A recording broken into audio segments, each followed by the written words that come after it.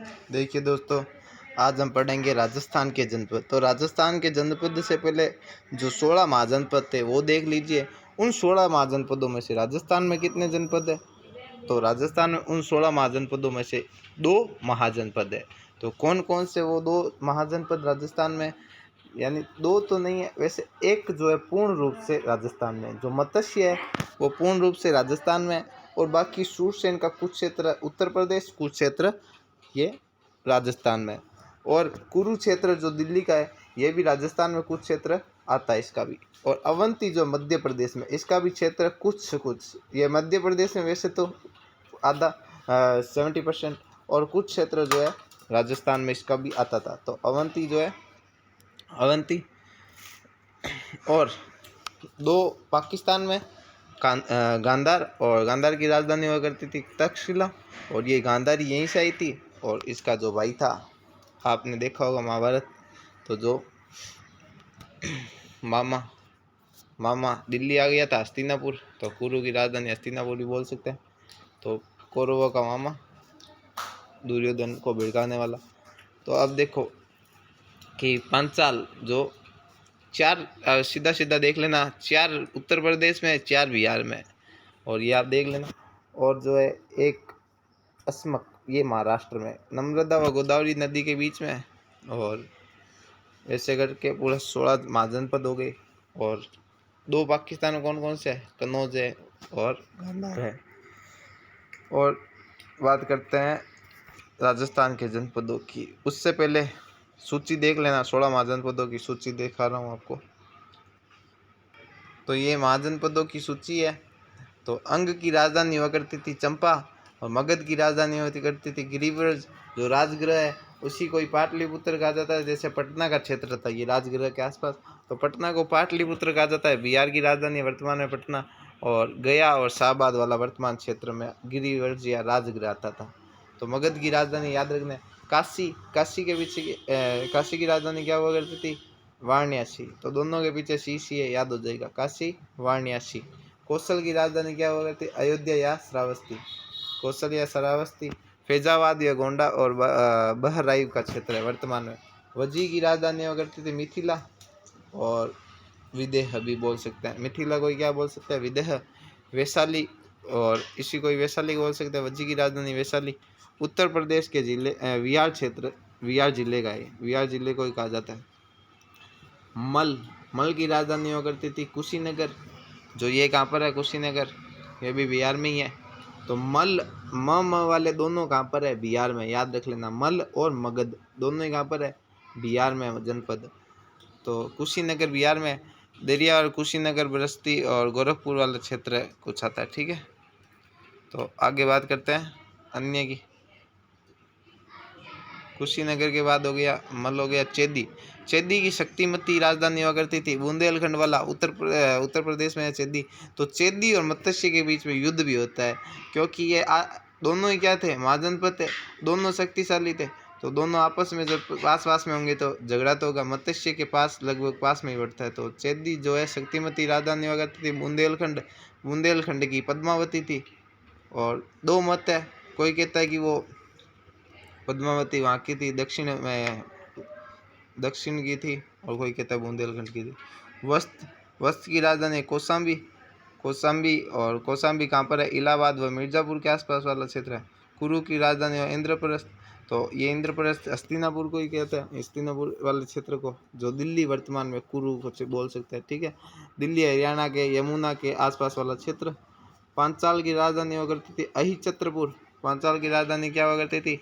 अहिछत्रपुर, अहिछत्र जहाँ पर पश्चिम उत्तर प्रदेश का क्षेत्र है, यानी उत्तर प्रदेश का पश्चिम क्षेत्र जो राजस्थान के लगभग टकराता है इधर धौलपुर वाले क्षेत्र में। तो इसकी राजधानी हुआ करती थी कापिल्य। तो पांचाल की राजधानी याद रखनी है कापिल्य।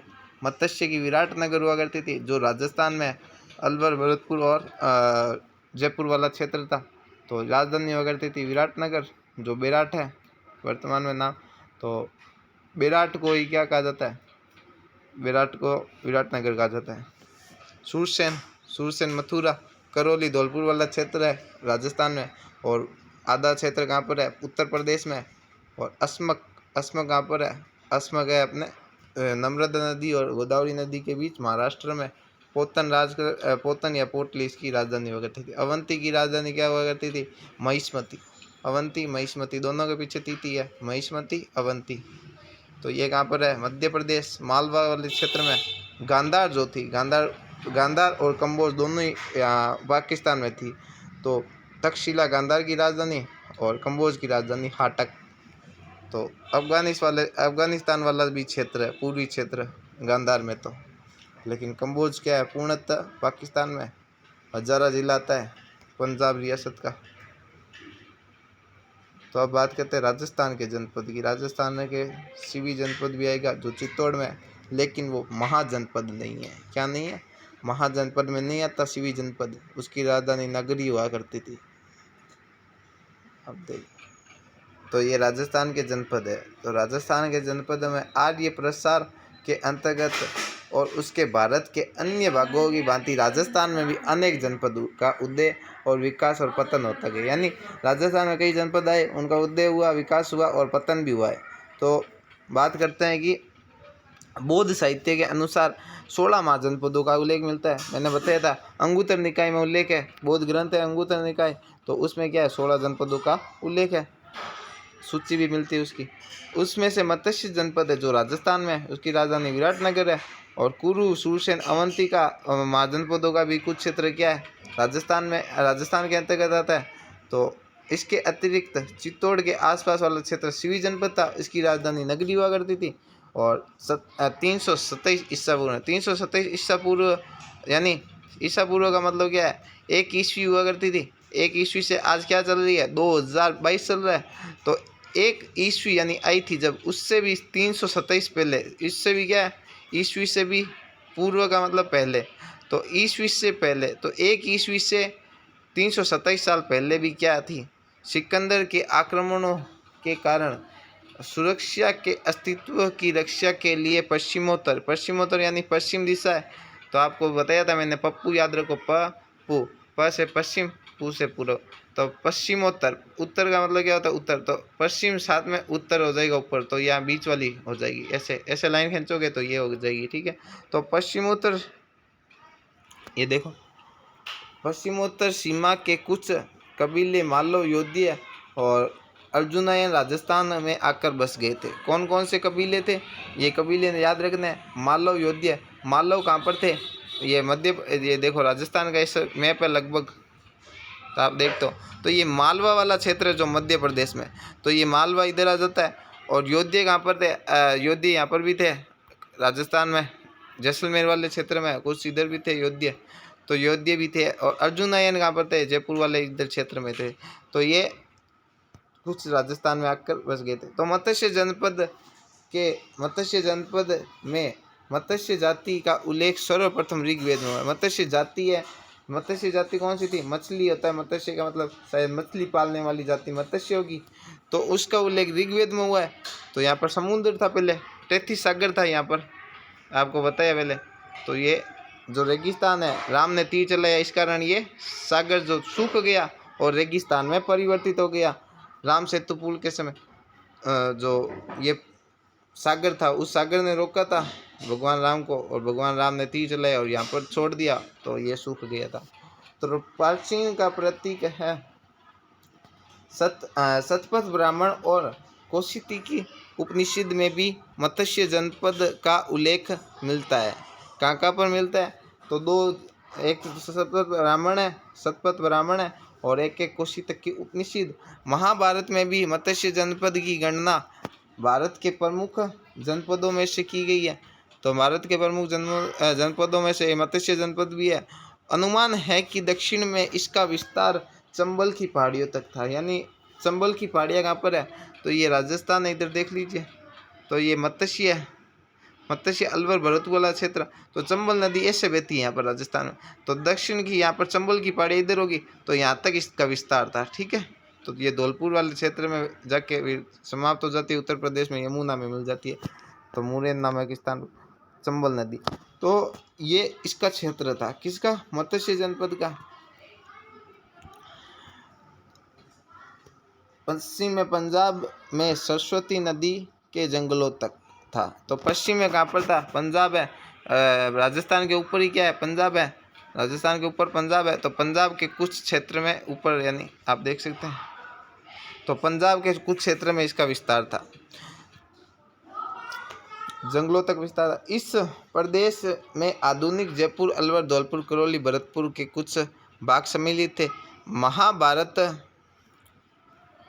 महाभारत काल में मत्स्य जनपद का शासक विराट था, जिसने जयपुर में 85 किलोमीटर दूर, जयपुर से 85 किलोमीटर दूर नगर बेराठ नगर बसाया था और उसका राजधानी बनाया था। विराट नगर को राजधानी बनाया था, आपको पता है।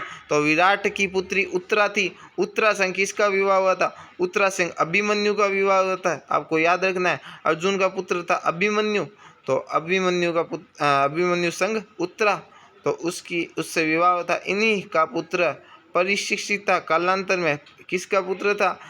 जो अभिमन्यु है और उत्तरा है, उसका एक पुत्र हुआ। कौन हुआ? कालांतर में परीक्षित हुआ। परीक्षित कालांतर में पांडवों के राज्य का उत्तराधिकार बना। तो पांडवों के राज्य का उत्तराधिकार कौन बना?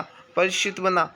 और महाभारत काल में पश्चिमी मत्स्य जनपद जो पश्चिमी, ये आप देख रहे हो, महाभारत काल में महाभारत काल के पश्चात, यानी महाभारत का जो समय था बीत गया, उसके बाद मत्स्य जनपद के इतिहास के संबंध में अधिक जानकारी नहीं मिलती है, क्योंकि महाभारत काल बीत गया।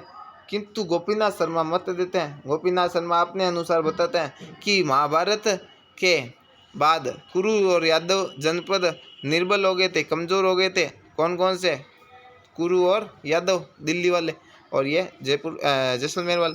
तो इन शक्तिशाली जनपदों की निर्बलता का लाभ उठाकर मत्स्य जनपद शक्तिशाली हो गया था। तो इनको समाप्त करके इसने शक्ति धारण कर ली, और मत्स्य को समाप्त करके किसने कर ली? तो इसकी राजधानी विराट नगर समृद्ध थी, और मत्स्य जनपद के निकट अलवर के कुछ भागों तक सालो जाती रहती थी। अस्पष्ट सीमा को लेकर इन दोनों में प्राय संघर्ष होता था। सालवों की भांति, तो सालवों की भांति चेदी जनपद भी मत्स्य जनपद का पड़ोसी था। तो सालो भी थे और अलवर भरतपुर में, और कौन थे? चेदी भी थे, चेदी उत्तर प्रदेश में। तो चूंकि दो पड़ोसी राज्य में राजनीतिक शक्तियाँ प्राय शत्रुता में रहती है, तो शत्रुता तो रहती है शक्तिशाली होने के कारण, तो चेदी और मत्स्य जनपद में संघर्ष चलता रहता था। एक अवसर पर चेदी राज्य ने पूर्ण शक्ति के साथ मत्स्य जनपद पर आक्रमण कर मत्स्य जनपद को चेदी जनपद में मिला लिया। यानी देख लो, जो यादव थे, यादव और उसको किसने मिलाया? मत्स्य ने मिलाया। किसने मिलाया? मत्स्य ने मिलाया। यादव और कुरु को किसने मिलाया? मत्स्य ने मिलाया, शक्ति का अधिक होने के कारण। और मत्स्य को किसने मिला लिया? चेदी ने मिला लिया अपने अंदर। क्यों? क्योंकि वो शक्तिशाली था, मत्स्य से भी अधिक था चेदी वाला। तो इतनी सी बात याद रखनी है। तो अनुमान है कि मत्स्य जनपद अधिक समय तक चेदी जनपद के अधीन नहीं रहा, और कुछ समय बाद उसने अपनी स्वतंत्रता पुनः प्राप्त कर ली थी, यानी वापस स्वतंत्र हो गया था। कुछ समय बाद मत्स्य जनपद मगध की साम्राज्य नीति का शिकार हो गया था। तो मगध ने फिर मत्स्य को क्या कर लिया? शिकार कर लिया था, यानी मगध में शामिल हो गया था, तो अधीन हो गया था। शामिल तो क्या हुआ? तो अधीन हो गया था। मगध के सम्राटों ने भारत के अन्य जनपदों की भांति मत्स्य जनपद को, यानी मत्स्य को तो किया, अन्य को भी किया इन्होंने, मगध वालों ने। तो बिहार का था, तो इसने क्या कर लिया? अपने अधीन कर लिया था। शक्तिशाली था मगध वाला। तो मगध के सम्राटों ने, ये तो पढ़ लिया अपन ने। मौर्य के शासनकाल में मत्स्य जनपद मौर्य साम्राज्य के अंतर्गत आता था, और मत्स्य जनपद की राजधानी विराटनगर हुआ करती थी। अशोक के शिलालेख और अन्य मौर्य युगीन अवशेष इस तथ्य की पुष्टि करते हैं। तो अशोक की जानकारी कहाँ से मिलती है? विराटनगर से मिलती है, जो जयपुर में है, और इसको बेराट कहते हैं वर्तमान में। बेराट सभ्यता की खोज किसने की? दयाराम साइनी ने की थी। अपन ने पढ़ा था। हड़प्पा की भी किसने की थी? दयाराम साइनी ने की थी। और रेड जो टोंक में रेड सभ्यता उसकी भी किसने की थी? दयाराम साइनी ने की थी। तो इतनी सी बात याद रखनी है। अगर वीडियो पसंद आए तो लाइक कीजिए और अगले वीडियो में पढ़ेंगे राजपूतों की उत्पत्ति और कौन कौन से राजपूत कहाँ पर रहते थे राजस्थान में, इसका विस्तार भी देखेंगे। तो थैंक यू दोस्तों।